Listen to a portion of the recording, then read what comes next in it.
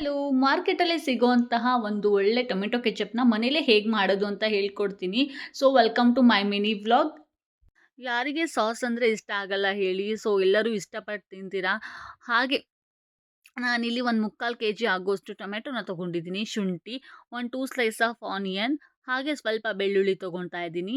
ಮತ್ತು ಇದಕ್ಕೆ spices add ಮಾಡ್ಕೊಳ್ತಾ ಇದ್ದೀನಿ. ಚಕ್ಕೆ, ಲವಂಗ, ಕಾಳುಮೆಣಸು, ಜೀರಿಗೆ ಮತ್ತು ಬ್ಯಾಡಗಿ ಮೆಣಸಿನ್ಕಾಯಿ ಹಾಕ್ಕೊಳ್ತಾ ಇದ್ದೀನಿ. ಒಂದು ಪ್ಯಾನ್‌ಗೆ ಕಟ್ ಮಾಡ್ಕೊಂಡಿರೋ ಟೊಮ್ಯಾಟೊ, ಹೋಲ್ ಸ್ಪೈಸಸ್ ಎಲ್ಲ ಹಾಕಿ ಒಂದು 15 ನಿಮಿಷ ಬೇಯಿಸ್ಕೋಬೇಕು.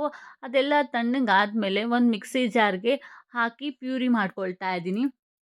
ಇದೆಲ್ಲ ಪ್ಯೂರಿ ಆದಮೇಲೆ ಸ್ಟ್ರೈನ್ ಮಾಡಿಕೊಂಡು ನೆಕ್ಸ್ಟ್ ಅದೇ ಪ್ಯಾನ್‌ಗೆ ಮಾಡ್ಕೊಂಡಿರೋ ಪ್ಯೂರಿ ಮತ್ತು ಸಕ್ಕರೆ ಹಾಕಿ ಒಂದು ಸಾಸ್ ಕನ್ಸಿಸ್ಟೆನ್ಸಿ ಬರೋವರೆಗೂ ಕುದಿಸ್ಕೋಬೇಕು. ಸೊ, ಈ ಥರ ಕನ್ಸಿಸ್ಟೆನ್ಸಿ ಇದ್ದರೆ ಪರ್ಫೆಕ್ಟಾಗಿ ಸಾಸ್ ಆಗಿದೆ ಅಂತ ಅರ್ಥ.